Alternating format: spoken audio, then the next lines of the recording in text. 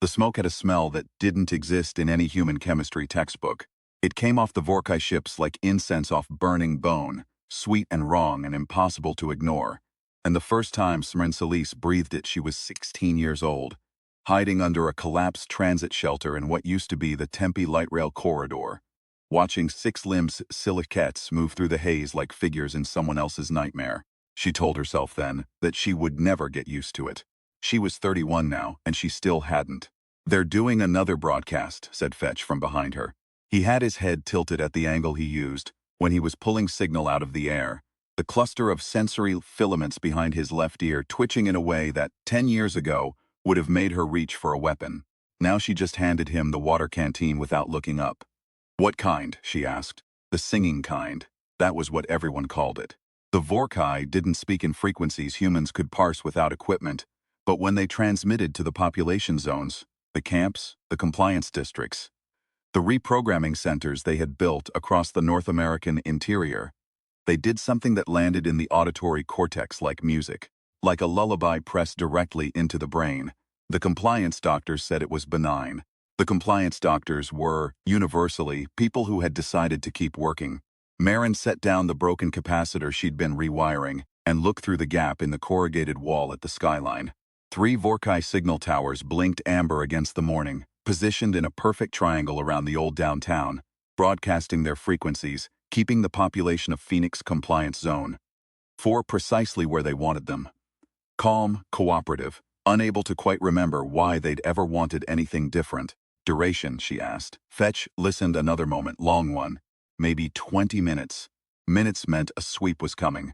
The Vorkai always sang the population soft before their collectors moved through. "Wake Jonah," she said.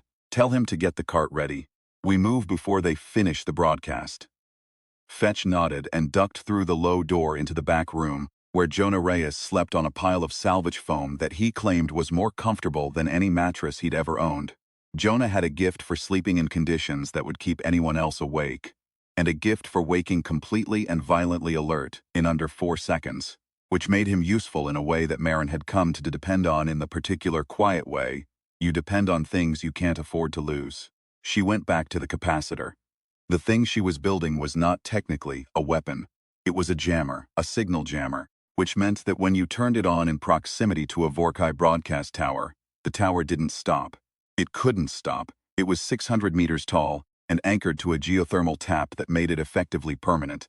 But the signal it broadcast got bent, scrambled. And if you did it right, if you had the right frequency curves loaded, the scrambled signal didn't just go silent. It went human. Marin had been building it for 3 years. The theory came from a compliance doctor named Okafor, who had, unlike most compliance doctors, not decided to keep working. Okafor was dead now, killed during the second Phoenix sweep.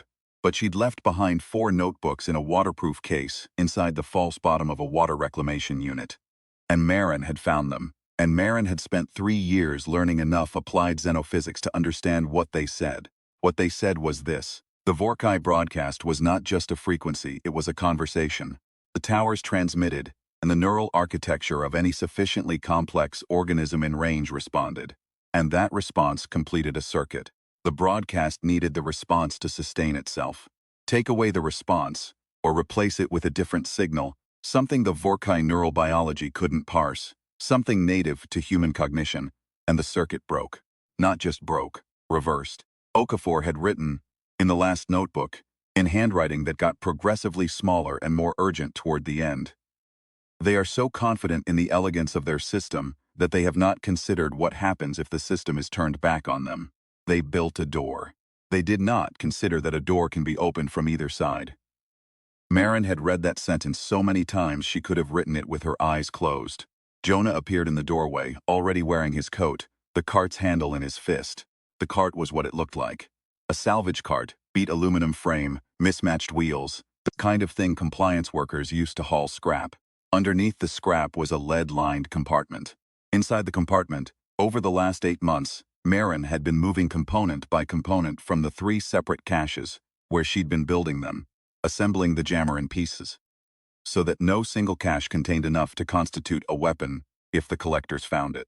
She fit the capacitor into the last open slot in the assembly and sealed the panel. "How's the broadcast?" she asked. Fetch says 12 minutes left. 12 minutes was enough. Barely.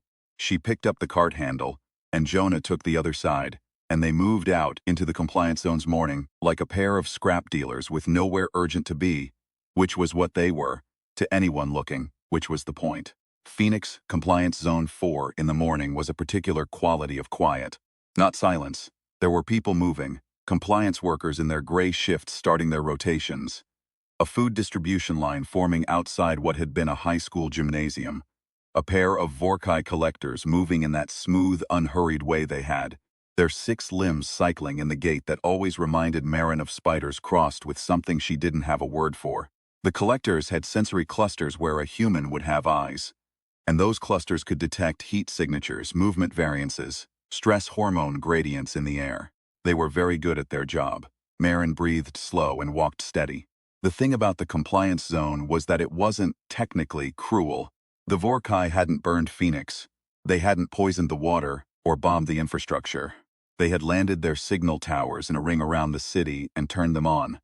And after about 72 hours of the broadcast, the population had simply become very cooperative, very calm, very willing to work in the patterns the Vorkai preferred: resource extraction, infrastructure maintenance, the particular labor economy that apparently made Earth a useful acquisition rather than a waste of occupation resources. The Vorkai were, by every indication available to Marin, completely indifferent to whether humans were happy. They simply needed humans to be functional. The broadcast achieved that, with a precision that, in another context, she might have admired. She did not presently admire it. Jonah steered them left at the corner of what had been Central Avenue, heading toward the Tower District, moving against the thin morning crowd, with a patience that looked casual and was not. Marin kept her hand on the cart rail, and her eyes on the collectors ahead. They were moving away. That was good. "You nervous?" Jonah asked. "No, your jaw's doing the thing." She unclenched her jaw. "I'm focused." That's what I said. They had argued in the months of planning about whether this would work. Not the technical argument. That one Marin had won, because she had the notebooks and Jonah didn't. And because she had spent 3 years learning to read Okafor's increasingly compressed notation, and Jonah hadn't, and because the 3 small proof-of-concept tests she'd run had each worked exactly as the theory predicted. The argument they'd actually had was the other kind. The argument about whether working was enough. "Even if it works," Jonah had said, one night 6 months ago, when the cart was in pieces around them and the component caches were still scattered across the zone. "Even if you flip the broadcast, what do you think happens? You think they just leave?" "No." "So what then?" Marin had thought about it. Really thought about it. The way she'd learned to think about things after Okafor's notebooks, which was to hold the question in both hands and turn it until all its surfaces had caught the light. "People wake up," she said. "That's what happens first. And then the collectors come." "Yes, the collectors come. And the people who are awake will have to deal with that." She had looked at him steadily. "But they'll be awake to deal with it. Right now they're not awake. Right now they're singing along." Jonah had been quiet for a while. Then he'd said, "Your mom used to sing before the towers." Marin had been very still. "She had this one song," he said. "Some old corrido, I don't know the name. She used to hum it while she cooked." "I know the one. She doesn't hum it anymore." Marin hadn't said anything. She'd picked up the component she'd been working on and gone back to work. But later, much later, when Jonah was asleep, she'd sat in the dark and hummed it to herself, very quietly, just to make sure she still could. She could. The Tower District was 3 blocks of cleared ground, where the Vorkai had set their anchoring infrastructure. The base stations that fed power and data to the 6 main signal towers ringing the zone. The towers themselves were unreachable. Anything that climbed their structure got burned by the automatic defense perimeter, and that perimeter's range extended 20 meters out from the base. But the base stations were different. The base stations were on the ground, and they needed periodic maintenance. And the Vorkai used compliance workers for that maintenance because compliance workers were reliable and expendable. Marin had been a compliance worker in the Tower District for 14 months. She knew where the access panels were, which collectors took which patrol routes, what the sensor coverage gaps looked like and when they occurred. 14 months of 9-hour shifts carrying the same scrap cart through the same corridors. And in that time she had become, to the Vorkai and their systems, approximately as notable as a piece of furniture. This was, she thought, probably a mistake on their part. The broadcast was still running when they reached the Eastern Base Station access point. Marin could feel it at the edge of her perception. Most people felt it that way, just barely, like a hum at the bottom of their hearing, and she focused on the capacitor specs in her memory as a counter-irritant. Numbers were good, numbers were hers. The Vorkai hadn't found a way to make numbers feel cooperative. Jonah held the cart while she went to the access panel. Her compliance worker ID got them through the outer barrier. The collectors moved their sensory clusters toward her and then away, clocking her as maintenance, which she was, technically, today more than ever. The access corridor was 12 meters of bare conduit and bundled cable leading to the base station's central relay chamber. She had been in this room 417 times. She had never brought the jammer. It went into the relay housing in 6 minutes. Her hands shook for the first 2 and were steady for the last 4, which she counted as acceptable. The coupling was the hard part. Okafor's notebooks had 2 entire pages on coupling, on the precise interface between human-built signal architecture and Vorkai broadcast infrastructure, on the frequency translation layer that would allow the jammer to intercept and redirect rather than simply block. Marin had read those pages until the handwriting was fused to her retinas. She performed the coupling from memory, cross-checking against the handwriting in her head. And when the last connection seated, she felt the jammer power up through her fingertips. A hum, very different from the Vorkai broadcast hum, something that felt native, something that felt like her own heartbeat scaled up. She closed the housing, went back to the cart. Jonah looked at her face. "Done," he said. "Done." They walked out through the access corridor and into the morning and did not hurry, because hurrying was the one thing you could not do, the one thing that would pull a collector's sensory cluster towards you and hold it there. They were 40 meters from the base station when the broadcast changed. Marin had not been sure exactly how she would know. The jammer was set to activate on a 4-minute delay after coupling, a safety measure, a get-clear measure. And she'd spent 4 minutes walking away from the base station with the same steady scrap dealer gait and no way to know if it had worked. And then the broadcast changed. She felt it before she understood it.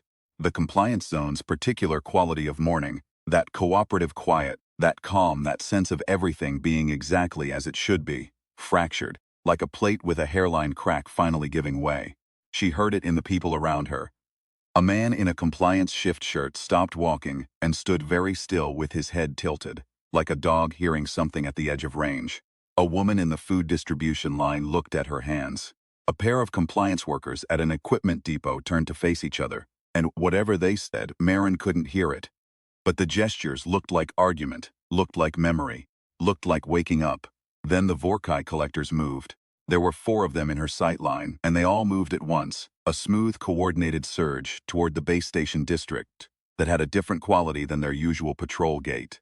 Tighter, more purposeful, the 6 limbs cycling faster. They broadcast something on their own frequency, something that didn't hit the human auditory cortex like music, but like pressure, like the instant before a thunderclap. Marin felt it in her back teeth. "Go," she said to Jonah, and he went, not running. Running was worse than hurrying, but covering ground with a purpose now, the cart between them rattling over the cracked asphalt. Behind them, the compliance zone was waking up. She had known in the abstract that this was what would happen. Okafor had written about it. The first minutes after broadcast reversal would be disorienting for the population, and the Vorkai would respond to the disruption, and there would be a period. She had never been able to make the notebooks tell her how long that period would be, during which things could go very badly. The collectors were not gentle when their systems were disrupted. The compliance zones had sweeps. The sweeps were not, technically, cruel, but they were thorough and they were fast. And a zone population that was in the process of recovering its autonomy of thought was a zone population that was also in the process of recovering all the reasons it might fight back. And the Vorkai knew this. What the Vorkai apparently had not accounted for was the broadcast itself. The jammer didn't just block, it reversed.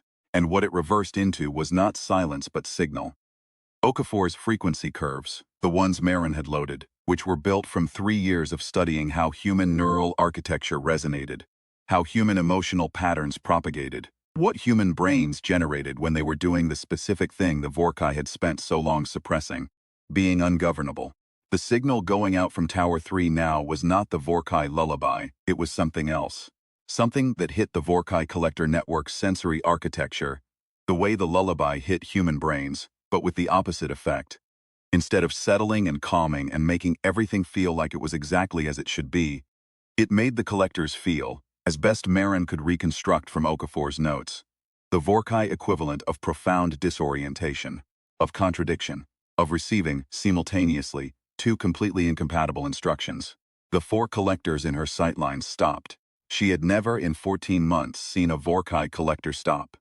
They stood, each of them very still, in the particular stillness of a machine receiving signals it cannot reconcile, their sensory clusters cycling through rapid focus sequences, their 6 limbs holding them in postures that looked almost like confusion.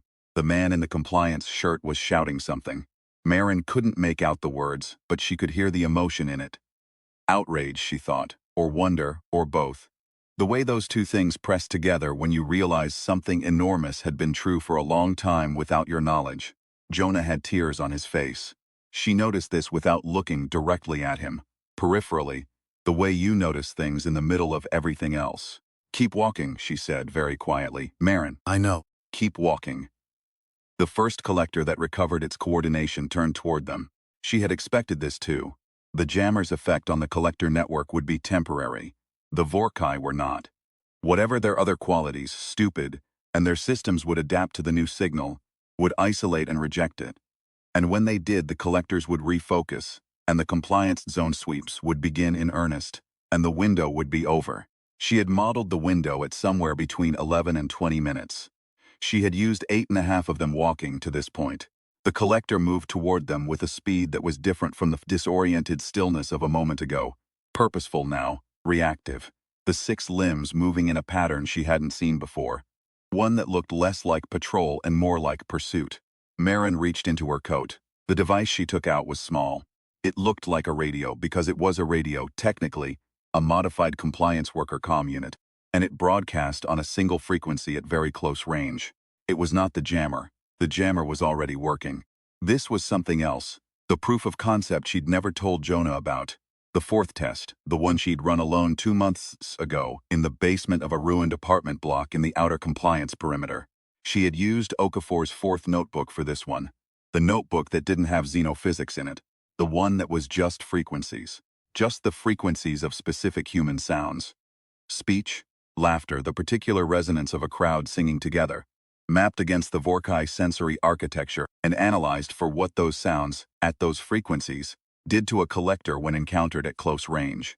The answer was, made them stop, not permanently, not even for long, maybe 40 seconds. She pointed the radio at the approaching collector and pressed the button. The collector stopped. 40 seconds was enough to turn a corner. They turned it. The compliance zone behind them was fully awake now. She could hear it, the sound of it. Not words she could parse, but the texture of sound she'd forgotten was possible, which was argument and grief and bewilderment, and something that kept threatening to resolve into something else. Something that sounded, at its edges, like defiance. Like people who have been told for 3 years that everything is fine, suddenly discovering simultaneously, in the span of about 8 minutes, that nothing has been fine, and deciding, in the particular quick and collectively unanimous way that people sometimes decide things, that this is unacceptable. Marin had not planned this part. She had planned the jammer. She had planned the window. She had planned the walking pace, and the compliance worker cover, and the relay housing coupling, and the 4-minute delay. She had not planned the moment when a zone population of 40,000 people woke up simultaneously in the middle of a collector sweep and did what 40,000 awake, angry, disoriented, human people do. She wasn't sure anyone could have planned that. 2 blocks north, the sound changed. She heard the collectors, not the disoriented stillness anymore, not even the pursuit pattern, but something higher and more urgent, a frequency that she felt in her sternum rather than her ears. And underneath it, not fadings in the writing, the sound of people. Just people. The sound of every food distribution line and compliance work detail and morning rotation in the zone doing the same thing at once, which was stop. Wait, look at each other, say something, move. There's a cache, Jonah said. He wasn't crying anymore. His voice was completely flat, which was how his voice got when he was operating. When the part of him that slept easily in impossible conditions had taken over from the part of him that could feel things.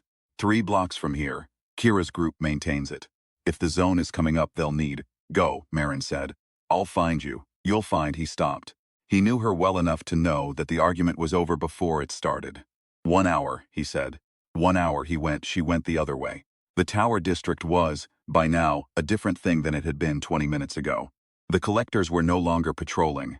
They were converging, every collector in the zone, pulling toward the base station where the jammer was mounted, trying to do the physical thing that the signal disruption demanded. Find the source, isolate it, destroy it. Marin counted 6 of them in the 2 blocks she could see, all moving with purpose, all moving away from her. She followed them. This was also not something she had planned. Or rather, she had planned it in the way you plan things you are not sure you will be able to make yourself do. Which is to say, she had thought it through carefully and listed the reasons it was necessary, and then put it away in the back of her mind, where it couldn't be argued with until she was already doing it. The base station access corridor was less quiet than she'd left it. There was a Vorkai technician. She had no other word for what they were, the ones that weren't collectors. The ones that interfaced directly with the infrastructure, crouched at the relay housing with its sensor clusters aimed at the jammer. Not moving, not removing it, just processing as best she could tell, trying to understand what it was looking at. Marin stood at the corridor entrance. The technician's clusters swiveled toward her. She had the radio in her hand. She pressed the button 40 seconds. In 40 seconds, she crossed the corridor, reached the relay housing, removed the jammer. She needed it. There were 11 other base stations in the zone perimeter, and she only had the parts for 2 more jammers, but that was a calculation for later, and left the technician standing in that arrested stillness, processing a signal it couldn't resolve, in a corridor attached to a relay housing that no longer contained what it was trying to understand. She was 3 blocks away before the 40 seconds ended. Jonah's cache was a basement under a former water treatment facility, accessed through a service tunnel that required knowing which grate to lift and which of the 3 false walls inside to push. Marin knew. She had been to this cache before, twice, when Kira's group had been the ones holding parts of the jammer, and she'd had to negotiate through the specific stubborn caution of people who've spent 3 years learning not to trust. Kira herself was standing at the bottom of the service tunnel stairs when Marin arrived, which meant word had traveled faster than expected. Kira was small, precise, and radiating a kind of furious energy that Marin recognized. It was the energy of someone who has believed something was possible for a very long time, and is now standing inside the moment when it is actually happening, and cannot quite decide how to feel about being right. How long does it last? Kira asked. The jammer? Marin looked at the room. 12 people, more than she'd expected, several she didn't recognize. Until they isolate it. Probably 2 hours, from when I coupled it, unless the people. How long does the waking up last? Marin stopped. She had not thought about it that way. Okafor didn't write about that part, she said. Because once you're awake, Kira said, you're awake. It wasn't a question. Yes, Kira nodded once, the nod of someone closing a mental drawer. Then we have 2 hours to do what the zone should have done 3 years ago. And after that we have people who are awake. She looked at Marin with an expression that contained several things, including respect and grief, and something very close to humor. You really did it. Okafor did it, Marin said. I just read. Come on, Kira said. Jonah's in the back. And there are 20 more zones. 20 more zones. Marin had done this, had always known this. The way you know the size of a thing before you know what to do about it. Phoenix was 1 compliance zone. There were 20 in the former Southwest region alone, hundreds across the continent. The Vorkai had not built a door in Phoenix. They had built a door in a house that covered most of a hemisphere. And Okafor's theory said the same approach worked on any broadcast architecture that depended on neural response feedback to sustain itself. The approach worked. She had proved that. The question now was whether 40,000 people waking up simultaneously in Phoenix, Arizona in the spring of an occupied year could do anything that mattered in the face of a Vorkai response that would, she estimated, arrive in force within 6 hours. She thought about her mother. She thought about the corrido. The way it sounded in the kitchen at 7 in the morning, not performed, not even really sung, just hummed while hands did other things. The particular quality of a melody that has been inside a person for so long it surfaces without effort, without decision, without anyone telling it to. The broadcast had been trying to silence that for 3 years. It hadn't managed it. Marin carried the jammer through the false wall into the back of the cache where Jonah was already talking to 4 people she didn't know, spreading a map of the zone perimeter on a folding table, pointing at 11 base stations. And she set the jammer on the corner of the table and said, "2 more jammers.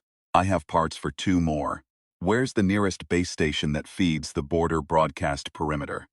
One of the people she didn't know, young, maybe 20, with the particular stillness of someone who's been underground for a while, pointed to a spot on the map.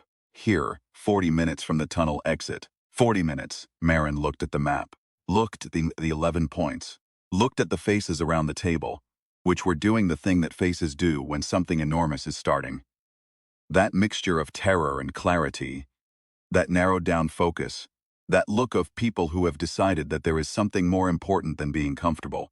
We need to be back with the second jammer before the first one gets isolated. So we move in. She checked the time in her head, 14 minutes. "I'm going," the young one said.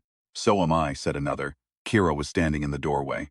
She didn't say anything, but she was smiling, and it was the kind of smile Marin had almost forgotten people could make.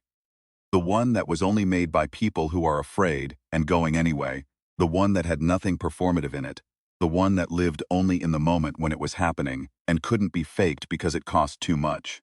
14 minutes, Marin said again. She used 11 of them to build the second jammer. The base station northeast of the tunnel exit was less defended than she'd expected. The collectors were still converging on the first station. She could hear the urgency of their signals from 4 blocks away, that pressure in the sternum frequency, and the northeastern station had 2 technicians and no collectors in patrol range. The young one, his name was Diaz. She learned this during the 40-minute walk.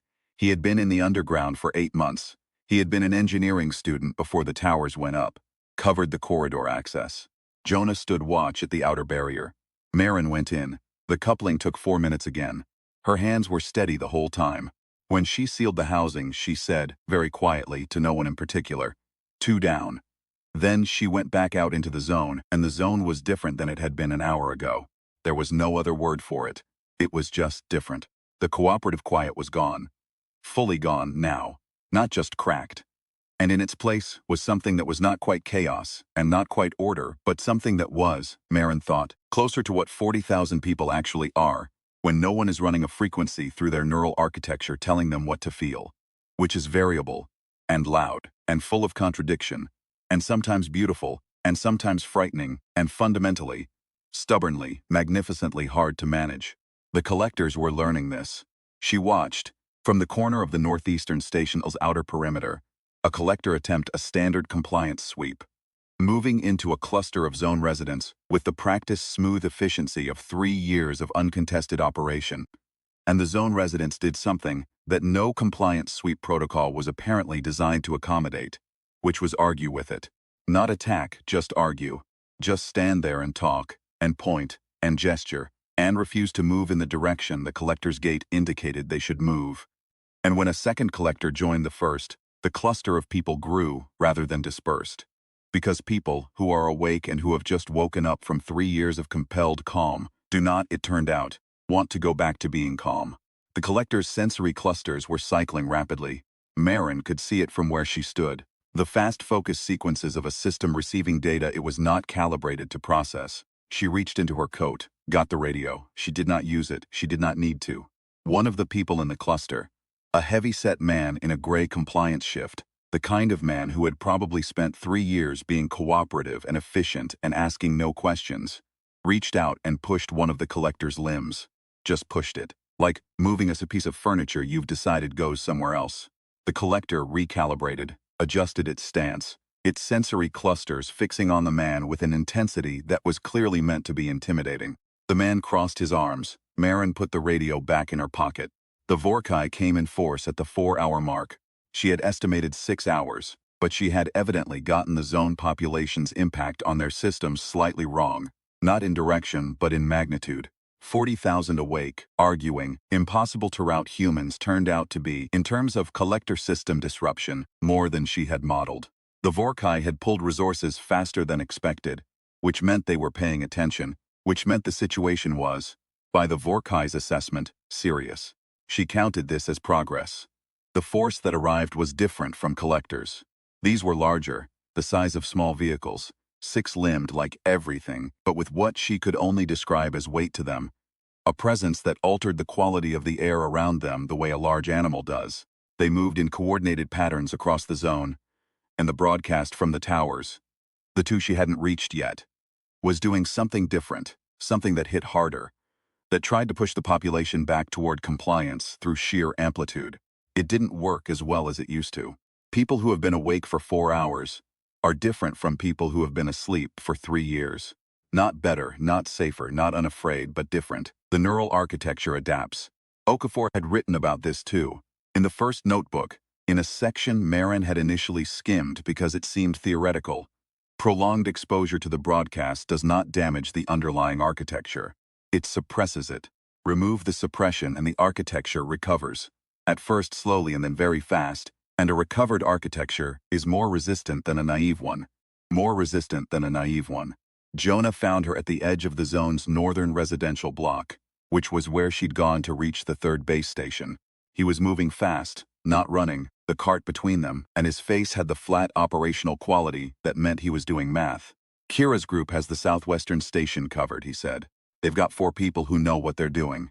When? 30 minutes. 4 stations. 4 jammers or close to it, depending on Kira's people's component supply. The zone's broadcast perimeter was 13 stations. 4 down meant more than 30% of the perimeter. Enough to break the coverage overlap that the Vorkai depended on for the suppression effect to hold. Enough, possibly, to be irreversible even if the Vorkai isolated the first jammer. The new units, Marin said. The big ones. Yes, they're recalibrating. She had been watching the patterns for the last 20 minutes. Their first response suite protocols are built around a compliant population. They're fast, but they're rigid. They're expecting people to move in certain ways. Jonah looked at her. People are not moving in certain ways, she said. He laughed. It was a short laugh, surprised out of him. The kind that happens when something is funny and terrible simultaneously. No, he said. They are definitely not. The third coupling took 6 minutes because the housing was a different configuration, and she had to adapt the connector in the field using parts from the bottom of the cart that she'd been carrying as backups. Shook again, partway through, not from fear but from the particular exhaustions of sustained precision under pressure, and she held them flat against the relay housing for a moment, and breathed, and thought about the corrido, and they stopped shaking, and she finished the coupling. When she came back out, Diaz was there, which she hadn't expected. He'd followed from the last station on his own initiative, moving through the zone's reconfiguring chaos with the confident purposefulness of someone who'd decided what he was for. Kira's people made the southwestern station, he said. 4 minutes ago. 4 stations, Marin said. 4 stations, the broadcast changed. It changed the way she theorized it would change when coverage overlap dropped below 40%. The suppression effect fractured, became inconsistent, and in the gaps between the remaining stations' coverage, the Vorkai had no fallback, because they had built a system that worked through completeness, through the elegant interlocking of coverage areas that left no uninfluenced space within the zone perimeter. Elegant systems had that quality. They worked perfectly until they didn't, and when they didn't, the failure was not graceful. The Vorkai broadcast from the 9 remaining stations was still running, still broadcasting, still putting a signal into the zone. But the zone was now partly inside coverage and partly outside it, and the human neural architecture, having spent 4 hours recovering, was doing what a recovered architecture does, building resistance, encoding the difference. Learning, on a level Marin didn't fully understand, but Okafor had written about with something approaching awe, to hold on to wakefulness even when the signal tried to push back. They were learning to stay awake. The large Vorkai units moved across the zone in the early afternoon light, and the zone moved around them. Not fighting, not yet, not with weapons, not in the direct way, but also not complying. Flowing around the units, reforming behind them, occupying spaces the units had just passed through, doing the thing that the Vorkai's compliance models had apparently not accounted for, being impossible to clear, being persistently, stubbornly, irritatingly there. The man in the compliance shift was still in the same area where she'd first seen him. He had 7 people with him now. He was explaining something, or arguing about something, or organizing something. She couldn't hear him from this distance, but she could see the gestures. And the gestures had the quality of someone who has been waiting 3 years to say what he's saying, and is making up for it very efficiently. Kira reached her by signal relay at approximately the 5-hour mark. Tucson, Kira said, through the handset's crackle. Someone in Tucson made a jammer. Marin stopped walking. How? I don't know. Apparently they figured it out independently. A pause. And Flagstaff.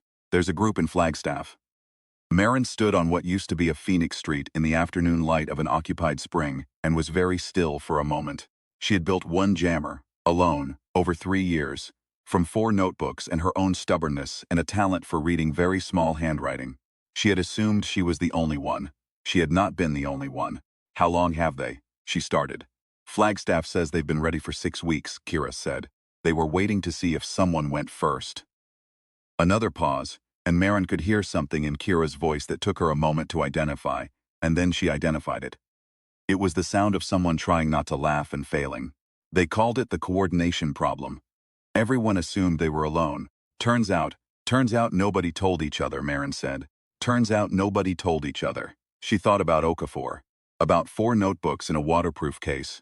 About someone who had known this would work. Who had written it all down.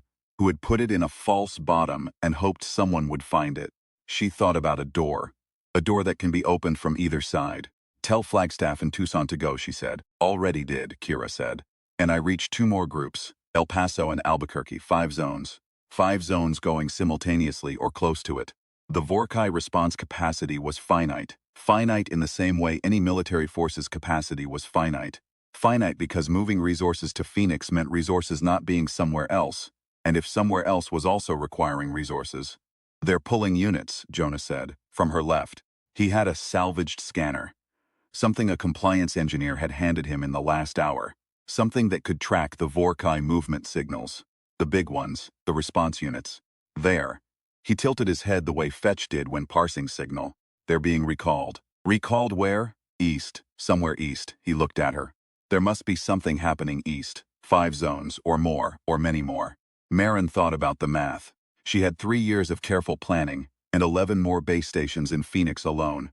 She had Kira and Diaz and Jonah, and a heavy-set man in a gray compliance shift who was currently organizing something across town with a ferocity that suggested he had a great deal to make up for. She had 40,000 people with recovering neural architecture and a very persuasive case, made by the last 4 hours, that the Vorkai's elegant system had a flaw. The flaw was that it needed them. The entire broadcast architecture, every tower, every base station, every signal woven through every zone, ran on feedback. Required response. Was, in the most technical sense of the word, a conversation. The towers transmitted, and the human neural architecture responded. And that response sustained and guided and maintained the transmission. The Vorkai had built a system of perfect control that was in the same gesture. A system of perfect dependence. Take away the response. Turn it back. Make the conversation say something else. The sun was lower now. The Vorkai response units had, by the scanner's reading, withdrawn to a staging perimeter outside the zone's outer boundary. They were still there, still present, still a force, still a problem for tomorrow or the day after. But they were not at this moment sweeping the zone. Whatever was happening to the east, whatever was happening in El Paso and Albuquerque and Flagstaff and Tucson, and wherever else people had been sitting alone with their jammers waiting for someone to go first, had redistributed the math. 40,000 people were awake in Phoenix, and staying awake. Marin found her mother at the food distribution site. She was sitting on a low wall with 6 other women, talking in a way that Marin had not seen her talk for 3 years, with her hands. Rapid, emphatic, her whole body involved. Her face doing things faces do when someone is remembering things they'd forgotten. She stopped when she saw Marin. Then she opened her arms, and Marin went into them. And for a moment it was just that. A woman and her daughter in a city that was awake, on a day that had been very long. In a world that was not fixed and not safe and not resolved but was, in this specific moment, something that 3 years of careful suppression had failed to permanently prevent. Her mother started humming, not performing it, not deciding to. Just humming. The way you hum a thing that's been inside you so long it surfaces without effort. The corrido, the same one. Marin listened to it for a moment. Her eyes closed, the sounds of the zone around her. Argument and relief and grief, and something that kept edging toward its own kind of music. Then she straightened, picked up the jammer, looked at the remaining base stations on the map in her head. 9 more. She started walking.